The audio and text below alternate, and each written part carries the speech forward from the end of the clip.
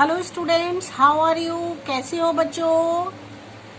उम्मीद करती हूँ बहुत अच्छे होगे अपने अपने घर पर। जैसे हम टीचर्स आपको समझाते हैं आप उसी के अकॉर्डिंग चल रहे हो, अपने पेरेंट्स की रेस्पेक्ट कर रहे हो, ऐसी उम्मीद करते हैं। ओके बच्चों, आज मैं जिस चैप्टर को लेकर आई हूँ, आप अपनी स्क्रीन पर चैप्टर देख रहे हो। आप समझ चुके होंगे कि ये हमारा सिविक्स का चैप्टर 2 है।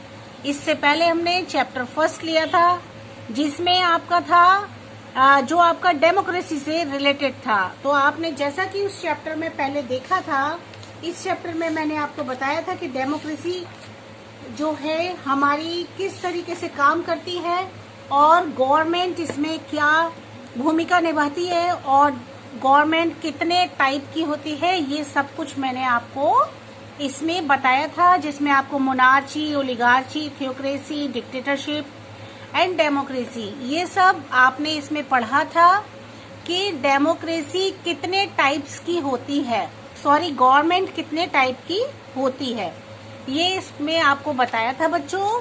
तो ये चैप्टर आपका 1 था, जिसमें आप पढ़ चुके थे। क्योंकि 2nd चैप्टर भी आपके इसी से रिलेटेड है, इसलिए उसको लेना उचित है। क्योंकि दोनों कोरिलेटेड हैं, तो हमें उसका 2nd चैप्टर भी आप तुरंत ही समझोगे तो आपको अच्छे से समझ आ जाएगा। बेटा, ये जो 2nd चैप्टर है, इसका टॉपिक है इंस्टीट्यूशनल रिप्रेजेंटेशन ऑफ डेमोक्रेसी। मतलब डेमोक्रेसी किस तरीके से, किस इंस्टीट्यूशनल रिप्रेजेंटेशन से काम करती है और ये क्या होता है। इसमें आज हम थोड़ा सा अलग हटके डेमोक्रेसी के बारे में पढ़ेंगे। ठीक है बच्चों, लास्ट चैप्टर में आपने डेमोक्रेसी पढ़ा था, इसमें हम और बहुत सी बातें पढ़ते हैं। देखिए स्टूडेंट्स, जो गवर्नमेंट होती है, ठीक है, वो एक बहुत मुख्य भूमिका निभाती है हम आम पब्लिक के लिए, है ना। और इसके जो फंक्शंस होते हैं डेमोक्रेसी के, वो किस तरीके से काम करते हैं, क्या करते हैं, और इंस्टीट्यूशनल कौन कौन से फॉर्म्स होते हैं, क्या उनका प्रोसेस होता है, वो किस तरीके से डेमोक्रेसी एसोसिएट करती है उसको, वो सारे क्वेश्चन ढेर सारे निकल के हमारे दिमाग में आ जाते हैं जब हम इस चैप्टर को पढ़ने जाते हैं। तो बच्चों, इंस्टीट्यूशनल रिप्रेजेंटेशन ऑफ डेमोक्रेसी जो होता है, उसमें बहुत सारी चीजें इंक्लूड होती हैं।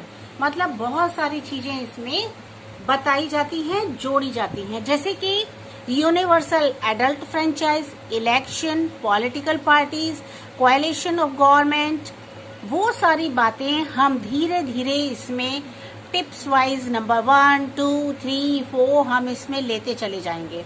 आज सबसे पहले स्टार्टिंग करते हैं बेटा हम यूनिवर्सल एडल्ट फ्रेंचाइज। जैसा कि आप इसमें सबसे पहले देख रहे हो, ये है ना। अब आपके दिमाग में आता होगा कि फ्रेंचाइज क्या होता है। फ्रेंचाइज जो है वो is the right to vote granted to the citizens of a country by the government. Government के द्वारा अपने देश के नागरिकों को वोट डालने का हक देना, राइट दिलाना, उनको अधिकार देना, वो कहलाता है बच्चों फ्रेंचाइज। ठीक है, फिर रिपीट करती हूँ।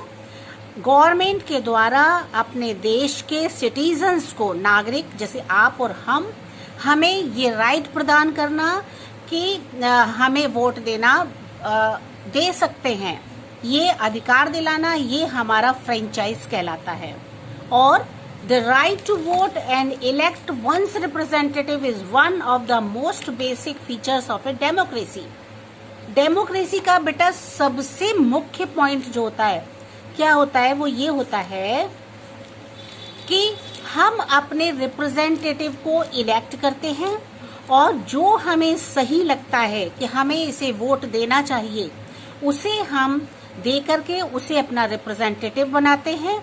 ये सबसे मुख्य फीचर होता है हमारा डेमोक्रेसी का। और बहुत सी मॉडर्न डेमोक्रेसीज आज के समय में यूनिवर्सल एडल्ट फ्रेंचाइज को लागू किए हुए हैं।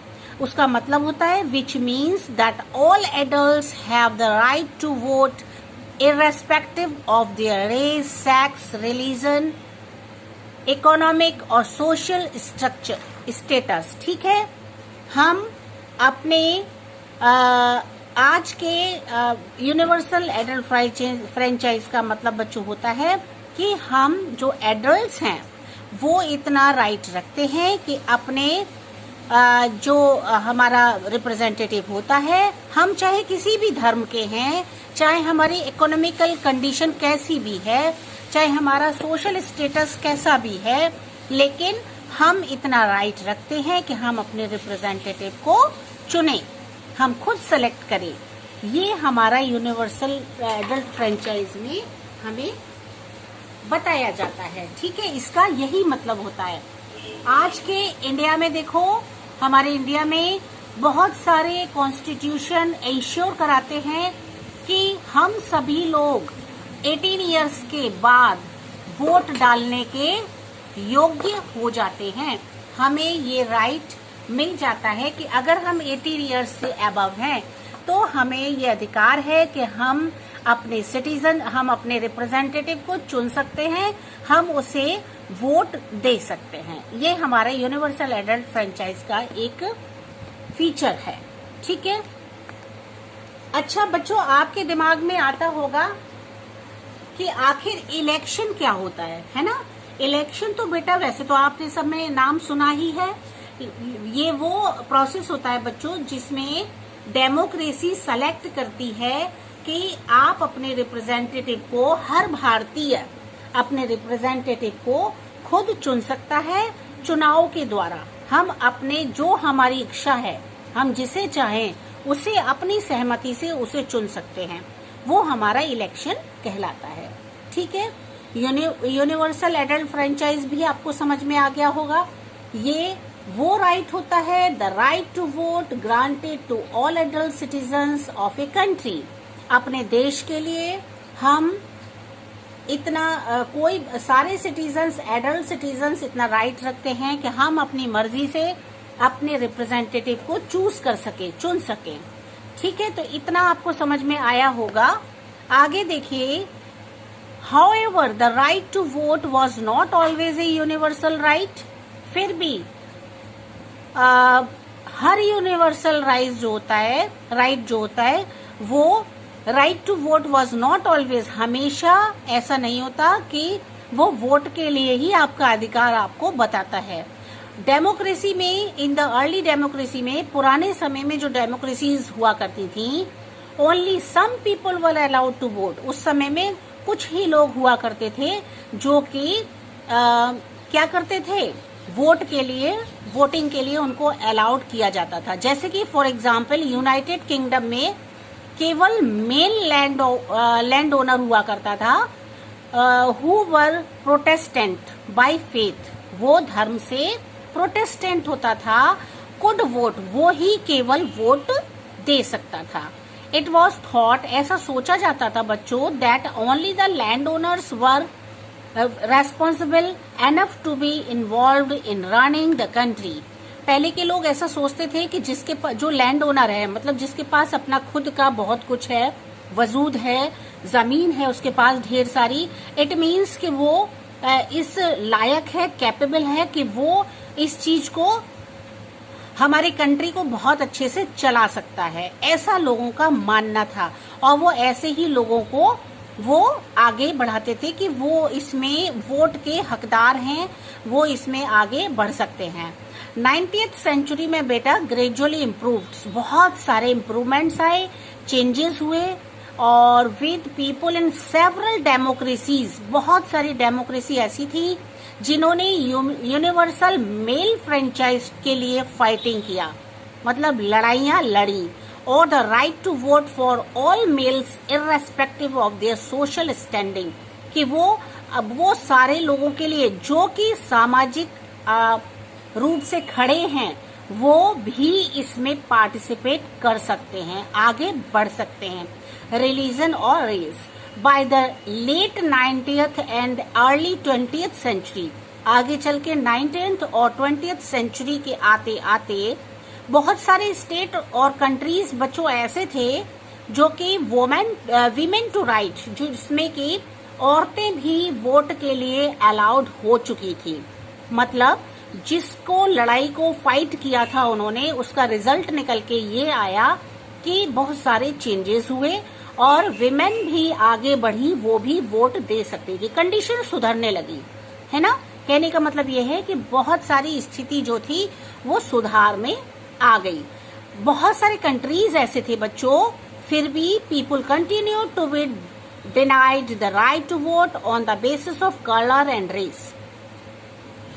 फिर भी बहुत सारे देश ऐसे थे जो लगातार अपने कलर को लेके, रेस को लेकर, वो उनमें बहुत मतभेद था कि वो वोटिंग नहीं कर सकते कि कर सकते हैं, ये ऐसा चला आ रहा था। जैसे कि हमारा साउथ अफ्रीका है ना, रिसेंटली आप देखो 1994 में नन वाइट्स जो थे were allowed to vote in national elections.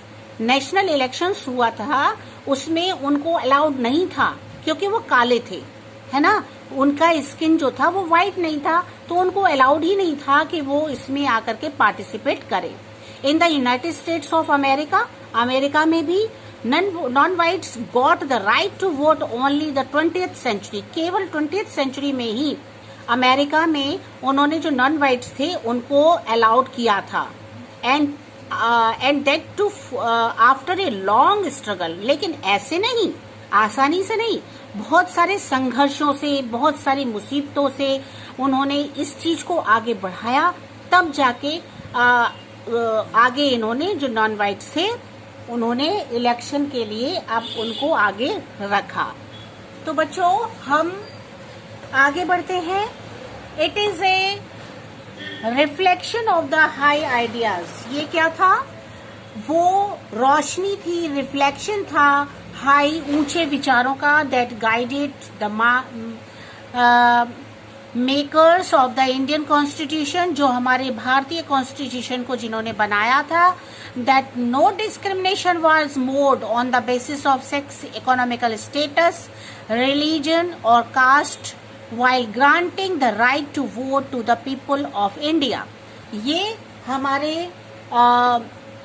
Indian constitution का बहुत बड़ा विचार था कि किसी में भी अंतर ना करना, डिस्क्रिमिनेशन नहीं करना, चाहे वो किसी भी सेक्स का हो, चाहे वो किसी भी स्टेटस का हो इकोनॉमिकल, चाहे वो किसी भी रिलीजन का हो, चाहे वो किसी कास्ट का हो, इससे कोई भी मतलब नहीं था।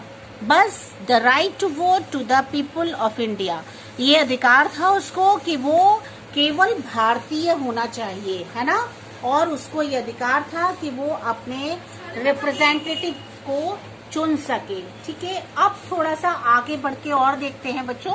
यहाँ देखिए बात हो रही है इलेक्शंस की। अभी तक हमने बात की थी बेटा आपकी यूनिवर्सल एडल्ट फ्रेंचाइज। आपको पता चल गया यूनिवर्सल एडल्ट फ्रेंचाइज का मतलब था कि हर सिटीजन को वोट देने का राइट मिलना चाहिए, उसको अधिकार मिलना चाहिए एडल्ट को। अब बात करते हैं इलेक्शन की। इलेक्शन क्या होता है बेटा? ये वो प्रोसेस होता है जिसके द्वारा हम सिटीजन अपने डेमोक्रेसी को सेलेक्ट करते हैं, अपने रिप्रेजेंटेटिव को चुनकर, है ना। हम अपनी डेमोक्रेसी के अंतर्गत हम अपने रिप्रेजेंटेटिव को खुद चुनते हैं, ठीक है। और जो इलेक्टेड रिप्रेजेंटेटिव होता है from different part of the country meet in the body called the assembly और पार्लियामेंट। वो देश के किसी भी कोने का पर्सन हो, हमारे कंट्री का कहीं का भी हो, वो आकर के मिलता है हमारी असेंबली में, और पार्लियामेंट, जिसको हम क्या कहते हैं पार्लियामेंट, वो हमारी पार्लियामेंट में आकर के जुड़ जाता है, वो रिप्रेजेंटेड इलेक्ट करके, है ना। यही होता है election. For a democracy to be successful, अपनी डेमोक्रेसी को सफल बनाने के लिए elections have to be conducted in a lawful way. अगर हम डेमोक्रेसी को सक्सेसफुल, सफल बनाना चाहते हैं, तो सफल बनाने के लिए इलेक्शंस जो होते हैं वो ऐसे होना चाहिए जो कानूनी रूप से जिसमें सारे रूल्स और रेगुलेशंस स्टूडेंट्स, मतलब जो भी आपके नियम बनाए गए हैं, कानून बनाए गए हैं सुप्रीम कोर्ट, हाई कोर्ट ने, वो सारे नियम और कानूनों को माना जाए, है ना।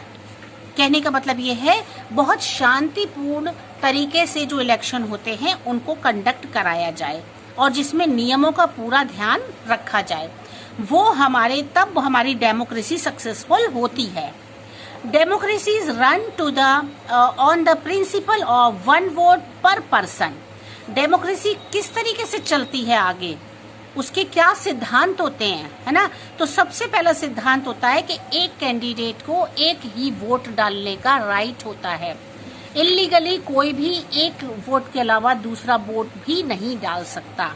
उसको केवल एक ही राइट होता है कि वो वन वोट वन पर्सन, ठीक है। तो इस तरीके से सबसे पहला सिद्धांत डेमोक्रेसी का यही होता है। और each citizen has only one vote and all votes have the same value। कहने का मतलब ये है स्टूडेंट्स कि हर सिटीजन का अपना एक वोट होता है केवल, है ना। एक पर्सन के लिए केवल एक ही वोट डाल सकता है वो, और वो सेम वैल्यू का होता है, चाहे वो रिच पर्सन हो, चाहे वो पुअर पर्सन हो, चाहे किसी भी स्टेटस का हो, चाहे हाई इकोनॉमिकल उसका स्टेटस हो, चाहे लो हो, कोई मतलब नहीं होता है इससे। वो वैल्यू उसका वोट सेम ही होता है। अपने भारत में क्या होता है, any citizen who has attend the age of 18। अपने इंडिया में जो लोग 18 ईयर्स के हो चुके हैं इज एलिजिबल टू वोट। आपको सबको पता है, आप जानते हो, जबकि आप 18 ईयर्स के नहीं हुए हो, लेकिन नॉलेज सबको है क्योंकि आपके बड़े जो हैं 18 ईयर्स से अबव वो लोग आपके वोट डालने जाते हैं। तो आपको पता है कि एज जो है वोट डालने की वो 18 ईयर्स होती है। हर सिटीजन को इसको अटेंड करना ही चाहिए क्योंकि ये हमारा राइट है स्टूडेंट, है ना। जब आप इस एज में पहुंचोगे तो अपने राइट का वैल्यू समझना, उसका यूज जरूर करना। Except a person of unsound mind, one convicted for a crime और one who is declared bankrupt, ठीक है। चाहे वो कोई भी हो पर्सन, है ना, जिसका दिमाग काम कर रहा है या नहीं कर रहा, चाहे वो क्रिमिनल है, चाहे वो कुछ भी है, लेकिन वैल्यू सबके उसकी 18 इयर्स की एज होनी ही चाहिए और सबके वोट की वैल्यू जो होती है वो बच्चों सेम ही होती है। देखो फॉर एग्जाम्पल स्टूडेंट्स, इसमें ये एक पिक्चर दिखाया है बहुत अच्छा सा, जिसमें आप देख रहे हो ये बॉलेट है from the Republic of south Africa first democratic election 1994 में डेमोक्रेटिक इलेक्शन का ये आपको दिखाया जा रहा है, जिसमें कि ये पता चलता है किस तरह से हमारा ये बनता है, ये परफॉर्मा होता है और हम अपने इलेक्टेड जिसको हम पसंद करते हैं, जिसको हम लाइक करते हैं, उसे हम वोट देने के लिए यहाँ पर अपना थंब लगाते हैं और हम उसे सेलेक्ट कर लेते हैं, ठीक है। तो ये बहुत ही एकदम फ्री एंड फेयर होता है जिसमें कि हम इसको कर सकते हैं, अपना इलेक्शन, अपना हम पर्सन को इलेक्ट कर सकते हैं। तो बच्चों आपने देखा, अब और थोड़ा सा हम आगे बढ़ते हैं बच्चों। तो इसमें बताया जा रहा है election have to be held at regular interval. Election जो होते हैं बच्चों ये एक अंतराल के बीच में होते हैं, मतलब इसके बीच में इंटरवल होता है जो कि रेगुलर बेसिस पर होता है और उसके बाद फिर दोबारा से इलेक्शन कराए जाते हैं। Some countries hold them every 5 years। कुछ कंट्रीज ऐसे होते हैं स्टूडेंट्स जिनको कि 5 years के बाद उनका टाइम पीरियड होता है, उसके बाद जो है आपका इलेक्शन कराया जाता है। while some hold them every 4 or 6 years। इसके अलावा बहुत सी कंट्रीज ऐसे होते हैं जहां पर कि 6 या 4 years का टाइम पीरियड होता है, उसके बाद उन्हें इलेक्शन कराने पड़ते हैं। Those in power cannot stay on in office without being re-elected for a fresh term, ठीक है। Those in power, जो पावर में होते हैं ना, मतलब एट प्रेजेंट जो सेलेक्ट रिप्रेजेंटेटिव होते हैं, कैन नॉट स्टे, वो उस जगह को नहीं छोड़ सकते ऑन एन ऑफिस, उस ऑफिस को नहीं छोड़ सकते जब तक कि विदाउट बीइंग री elected for a fresh term. नए समय के मतलब कहने का ये है बच्चों, जैसे 5 इयर्स का टाइम पीरियड अपने कंट्री में माना जाता है, तो 5 इयर्स से पहले वो उस जगह को नहीं छोड़ सकते, उनको टाइम पीरियड पूरा वहां पर अपना स्पेंड करना ही पड़ेगा। उसके बाद री इलेक्ट होकर के जो पर्सन वहां आता है वो फ्रेश टर्म में चला जाता है। इन इंडिया, अपने इंडिया में elections are held once in 5 years. ठीक है, अभी आपको बताया था कि अपने इंडिया में जो है क्या होता है, इलेक्शन जो होते हैं हर 5 साल के बाद होते हैं, ये सबको पता है। This is called the general election, जिसको हम क्या कहते हैं, साधारण इलेक्शन, मतलब जनरल इलेक्शन। समटाइम्स, लेकिन कभी कभी, when a member of parliament और state legislature dies in office और रिजाइन, किसी भी परिस्थिति में, फॉर एग्जाम्पल मान के चलो, कभी कभी क्या होता है कि पार्लियामेंट का जो मेंबर होता है वो उसकी मृत्यु हो जाती है, वो या फिर ऑफिस में, या फिर वो रिजाइन दे देता है, तो ऐसी कंडीशन में स्टूडेंट्स इलेक्शन को सडनली उन्हें कराना पड़ता है, जिससे कि हिज और her constituency before the completion of 5 years. तो 5 इयर्स से पहले भी इलेक्शन ऐसी कंडीशन में करना पड़ता है, जिसको कि क्या कहते हैं, बाय इलेक्शन। ठीक है, कैसे प्रोसीजर में, या तो वो ऑफिस में उसकी मृत्यु हो चुकी हो, या फिर वो रिजाइन दे चुका हो, या और कोई कंडीशन इस तरीके की होती है। ऐसी कंडीशन में वो उस पर्सन की जगह दूसरे रिप्रेजेंटेटिव को चुनने के लिए 5 इयर्स टाइम पीरियड से पहले भी इलेक्शन कराना पड़ता है, उसको बाय इलेक्शन कहते हैं। ठीक है, याद रखना इस चीज को बच्चों। और जनरल इलेक्शन क्या होता है ये भी आपको याद रखना है। ये आपके छोटे छोटे क्वेश्चन है, आप बहुत इजीली इसमें से निकाल सकते हो। ऑन द अदर हैंड, दूसरी तरफ देखें, इफ फॉर सर्टेन रीजन, थोड़े से समय के लिए, the president on the advice of the prime minister, president जो होता है वो प्राइम मिनिस्टर की एडवाइस, सलाह पर डिसॉल्व द लोकसभा को खारिज कर सकता है, और ए स्टेट असेंबली को मतलब हटा सकता है। Elections will be conducted ahead of 5 years, और इलेक्शंस जो होते हैं वो हर 5 साल के बाद वो कंडक्ट कराता है। This is called mid term election. ठीक है, इसको क्या कहते हैं, मिड टर्म इलेक्शन, मतलब 5 इयर्स से पहले, बीच में। फिर से समझ लो इसको। दूसरी तरफ, इफ फॉर सर्टेन रीजन, किसी और कारण से, जो the president on the advice of the prime minister की राय से प्रेसिडेंट क्या करता है, लोकसभा और स्टेट असेंबली के इलेक्शन को करवाता है, will be conducted ahead of 5 years. ठीक है, 5 इयर्स से पहले इसको मिड टर्म इलेक्शन कहा जाता है। कभी कभी कंडीशन ऐसी आती है जिसको कि कराना पड़ता है, तो प्रेसिडेंट प्राइम मिनिस्टर की राय से ऐसा करता है। ठीक है, तो इस तरह से आपका अभी मैं यहीं तक लेने वाली हूँ, और आगे का जो है आपका टॉपिक्स जो है वो क्लियर होने वाले हैं आपके नेक्स्ट वीडियो में। तो बच्चों, इसमें बहुत सारे, ढेर सारे आपको क्वेश्चन मिलेंगे, 1, 2, 3, 4, 5 and 6, 7 and 8, 9, 10, 11, 12, 13. There are so many questions you can find out from this book, okay, from these topics. And another topic I will take these topics in the another video. So students, watch very carefully the explanation of my chapter, my explanation. You can listen very carefully after that, because you will find the questions from this topic, and the hard words you also be find. Okay students, take care and bye bye.